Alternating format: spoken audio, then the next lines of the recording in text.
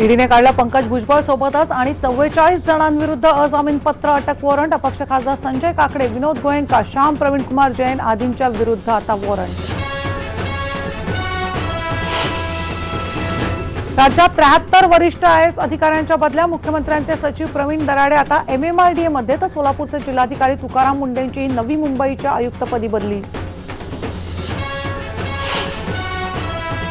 आदिवासी विकास महामंडळ भरती घोटाळा झाला उघड। 584 कर्मचाऱ्यांच्या भरती दरम्यान झाला गैरव्यवहार। महामंडळाचे महाव्यवस्थापक नरेंद्र मांदळे यांची तातडीने झाली बदली। तृप्ती देसाई आज हाजी अली दर्गा महिला प्रवेशासाठी करणार आंदोलन, तर एमआयएमचा देसाईंना काळं फासण्याचा इशारा।